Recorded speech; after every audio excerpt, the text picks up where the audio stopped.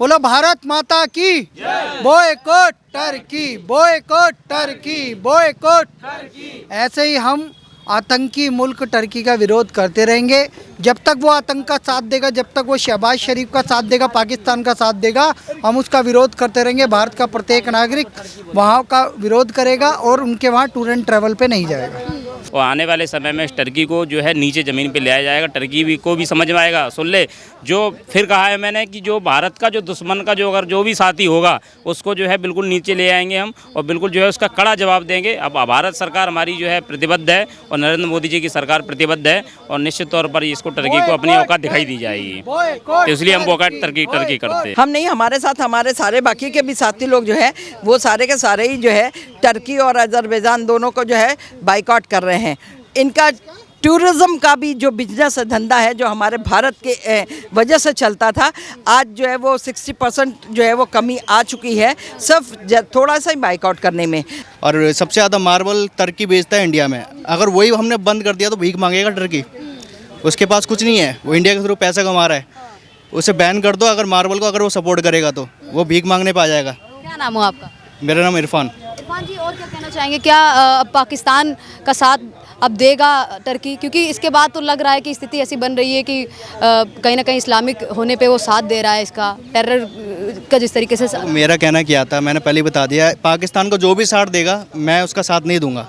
मैं भी मुस्लिम हूँ, मैं बॉयकॉट करता हूँ, तुर्की हो चाहे जो भी हो। नमस्कार, मैं अमनीसा पाल आप सभी का स्वागत करती हूँ ऑल इंडिया न्यूज़ पे। आपको बता दें कि जिस तरीके से भारत ने पाकिस्तान को घुटनों पे ला के मजबूर कर दिया, पाकिस्तान है वो इस समय मजबूर हो गया है। लेकिन पाकिस्तान का साथ देने के लिए कई देश सामने आ रहे हैं, जिसमें टर्की है, अजरबैजान है, जहाँ पे हमारे टूरिस्ट है, जो इंडिया के टूरिस्ट हैं, वो लगातार जाते हैं, अपनी टिकटें बुक करवाते हैं और महंगे महंगे होटल्स बुक करवाते हैं। लेकिन अब सभी लोग बाइकआउट कर रहे हैं, सारे व्यापारी बाइकआउट कर रहे हैं। जो सेब का बिजनेस है, जो सेब का व्यापार होता है, मार्बल्स का व्यापार होता है, लगातार व्यापारी हैं वो बाइकआउट कर रहे हैं। यहाँ पे जनता मौजूद है, बात करते हैं। क्या नाम हुआ मैम आपका? आशा शुक्ला। मैम, क्या कहेंगे जिस तरीके से आपने टर्की और अजरबैजान का ये पोस्टर ले रखा है, आप बाइकआउट कर रही हैं, क्या दिखाना चाह रही हैं? हम नहीं, हमारे साथ हमारे सारे बाकी के भी साथी लोग जो है वो सारे के सारे ही जो है टर्की और अजरबैजान दोनों को जो है बाइकआउट कर रहे हैं। इनका टूरिज़्म का भी जो बिजनेस धंधा है जो हमारे भारत के वजह से चलता था, आज जो है वो 60% जो है वो कमी आ चुकी है सिर्फ थोड़ा सा ही बाइकआउट करने में। अभी तो हमने आगे के लिए, फ्यूचर के लिए भी इनको बाइकआउट कर रखा है। अब आप देखिएगा कि कहाँ आते हैं। हम तो कुछ कोई लड़ाइयाँ नहीं लड़ते। आ जाओ, उधर से पानी रोक दो, पाकिस्तान का पानी रोक दो, बर्बाद। तुम बोलोगे पानी दो पानी दो पानी दो, पानी छोड़ दिया, ले लो भाई, आ गई बाढ़। तो हमारे साथ भारत के संग क्या खिलवाड़ करोगे? भारत कोई बेबुद्धि का थोड़ी है, भारत के अंदर बुद्धि भी है। क्या कहना चाहेंगे सर? आप बाइकआउट कर रहे हैं टर्की को, अजरबैजान को, क्या कहना चाहेंगे? व्यापारी भी बाइकआउट कर रहे हैं। इस्लाम के नाम पे एक आतंकी मुल्क पाकिस्तान को सपोर्ट कर रहे हैं। पाकिस्तान ने 26/11 किया, अक्षरधाम किया, उरी किया, पुलवामा किया, पहलगाम किया, हमारी माताओं बहनों का सुहाग उजाड़ा। हमने ऑपरेशन सिंदूर किया, उनके आतंकी अड्डे ठोके। मसूद अजहर के परिवार के 14 सदस्य वहाँ पे इंतकाल कर चुके हैं, 2 गज की आग में जल चुके हैं। ऐसे समय पे हमारे से बदला लेने के लिए टर्की उन्हें ड्रोन सप्लाई करता है। ये कितनी घटिया बात है। ये ऑपरेशन दोस्त के तहत इसी आतंकी मुल्क, अब मैं इन्हें आतंकी मुल्क कह रहा हूँ, एर्डोगान को आतंकी कह रहा हूँ, इस आतंकी मुल्क का हमने उस समय साथ दिया, इस नमक हराम का, जब इनके यहाँ भूकंप आया था। 6 से ऊपर रिएक्टर स्केल का जब भूकंप आया, बिल्डिंगें गिर गई, ऑपरेशन दोस्त चला के हमने मदद करी है। कोरोना काल के समय पे हमने इन्हें मेडिसिन सप्लाई करी, हमने अपने इनको जीवन सुरक्षा के लिए अपने जो ये क्या कहते हैं एंटीडोट्स वगैरह उपलब्ध करवाए। उस समय भूल गए। मैं कहना चाहता हूँ कि आज की डेट में भारत के लोग इन्हें 3 से 4 हज़ार करोड़ का ट्रैवल के माध्यम से अर्थव्यवस्था इनकी सुधारते हैं। लेकिन अब समय आ गया अर्थव्यवस्था बिगाड़ने का, क्योंकि वो ड्रोन आता है ना, तो वो किसके घर पे गिरेगा पता नहीं, किसकी हत्या हो जाएगी उससे पता नहीं। तो ऐसे में भारत के प्रत्येक नागरिक को संकल्प लेना चाहिए बॉयकॉट टर्की का। हम टर्की का विरोध करेंगे तो ये बहुत अच्छा है, भारत के हित के लिए, भारत के आतंकी मुल्क के हित के लिए। तो अब समय आ गया है बॉयकॉट टर्की का, बॉयकॉट अजरबैजान का, अभी नहीं तो कभी नहीं। अच्छा, अब क्या लगता है कि टर्की को काफ़ी भारी नुकसान हो सकता है पाकिस्तान का समर्थन करने के चक्कर में? देखिए, मैं एक बात बता दूं, टर्की एक ऐसा देश है जो कि खुद आतंक के ऊपर बैठा है। वो कभी हमास का समर्थन करता है आतंकी मुल्क का, कभी वो समर्थन करता है लश्कर तोयबा जैश ए मोहम्मद का, अब वो समर्थन कर रहा है पाकिस्तान का। तो आप समझ के देखो कि ये लोग हमेशा आतंक के साथ ही क्यों खड़े होते हैं, इस्लाम के नाम पे ना, मजहब के नाम पे ना। तो क्या हिंदू नहीं खड़ा हो सकता एक होके? भारत के लोग एक होके नहीं खड़े हो सकते? तो जब कोई बम फटता है वो हिंदू मुस्लिम देख के तो फटता नहीं है, कोई ड्रोन गिरता है वो हिंदू मुस्लिम देख के तो गिरता नहीं है। भारत के मुसलमानों का भी इसका विरोध करना चाहिए, क्योंकि टर्की के जो ड्रोन हैं वो गिरे कहाँ हैं? जम्मू एंड कश्मीर में, पंजाब में। यहाँ तक कि उनका निशाना गुरुद्वारा गोल्डन टेम्पल है ना अमृतसर में, उस वो तक भी था। तो आप सोच के देखो कि ये भारत के बहुत बड़े दुश्मन हैं, और इस दुश्मन देश के विरोध से हमें फ़ायदा होएगा। फ़ायदा क्या होएगा कि भैया आगे से हम अपने ऊपर बम फुड़वाने का उन्हें पैसा नहीं देंगे।